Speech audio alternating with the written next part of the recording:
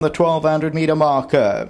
Texas Cowboys right there, destined for Dawn. Singer's King, Phoebus on the outside. Teppanyaki's got a good position shortly after the start. Then Bupka, Roy Sailors on the outside of runners. They're followed further back by Bregos along the inside. Teppanyaki strong on the right hand side. Further back in the field is Sharp Seattle. Then comes Google Me. Takawin gives them about 8 or 9 lengths start as they move towards the 900 metre region.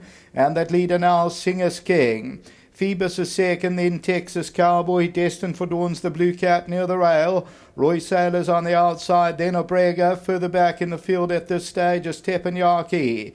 At the top of the lane, Singer's King, but Phoebus now comes into the lead. Texas Cowboys on the inside, destined for Dawn on the outside. And then comes Obrega, but Phoebus has gone clear of the opposition. Texas Cowboy on the outside. Augustina tries to run on from behind with Takawin, but Phoebus is clear over the last 100 metres from Texas Cowboy, and Phoebus will win. Second place is getting very close. It goes to Texas Cowboy, then Augustina, Obrega and Takawin.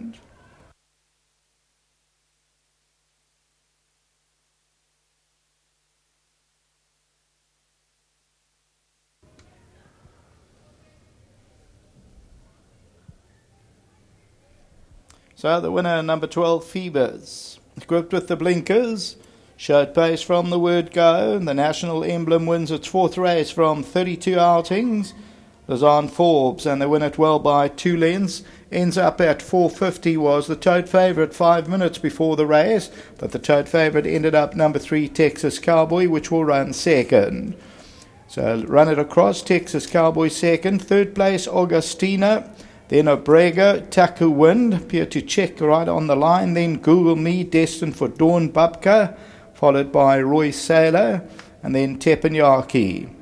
We'll take a look at the head-on, and Phoebus is the leader, drifts from the middle to the inside of the track. Texas Cowboy tries to chase it down. Augustina's running on, but the victory is for Phoebus. Texas Cowboy second, Augustina third, Obrega and Takawin. That's the running of the 7th race. There's still the 8th race and 9th race to come. Back to the studio.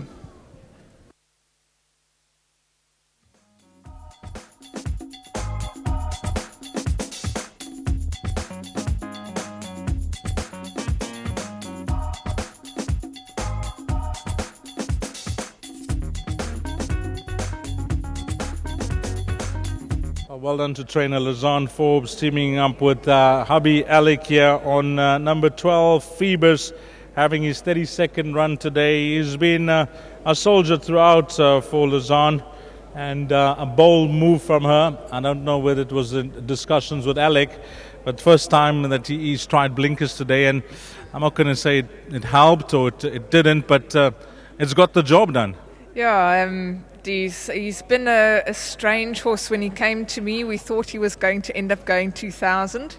His first run for me, I put him over 1,600, and Piers Stradom rode him. He came back, he says, yeah, look, this was definitely going to go the 2,000, but give him another run in the 16 first, let him strengthen up a bit. He came out, he won in the 16, won in the 16 again, and we still had the feeling like he's going to go further. He's showing us staying work at home, and tried him in a 1900. He ran third, and then he just started over racing a bit, and I kept bringing him back and trip, and I thought, I'm going crazy. I keep going shorter with this horse, and eventually I said, I think this horse wants a 12, and I think we must put blinkers on him, and I was still doubting myself.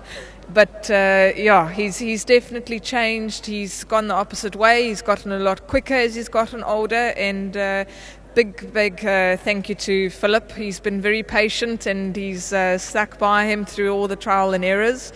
And he's this horse certainly, I think, merit rated. He's in the right place to get another one, I think.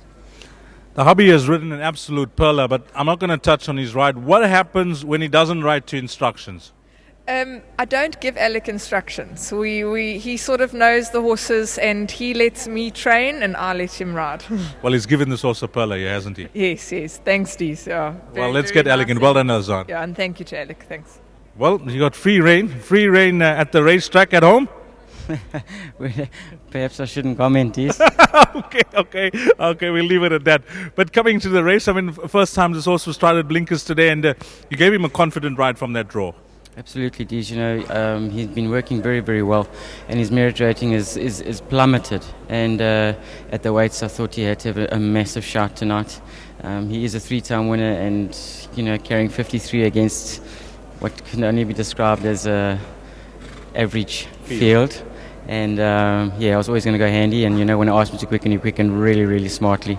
Went all the way to the line, and he ended up winning pretty well. Depending on what the handicapper does to him, he'll probably win again. I've written it in bold here, 73 all the way down to the lowest in his career, 53 on his back. When you turn it into the straight, I mentioned to the guys that we were watching, you'll be hard to beat.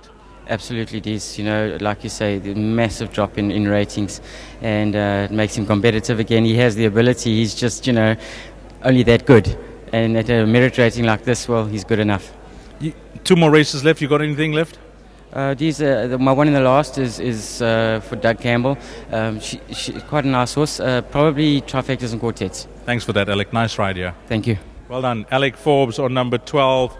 PHOEBUS coming through to win race number 7. And if you caught this quartet, the first 3 part the pros, I'm certain of that, 12, 3 and 8. 12, 3 and 7, followed by number 10. 12, 3, 7 and 10. That's the way they raced past the line in the 7th. We've got 2 more to go, and your last chance to play a double, races 8 and 9.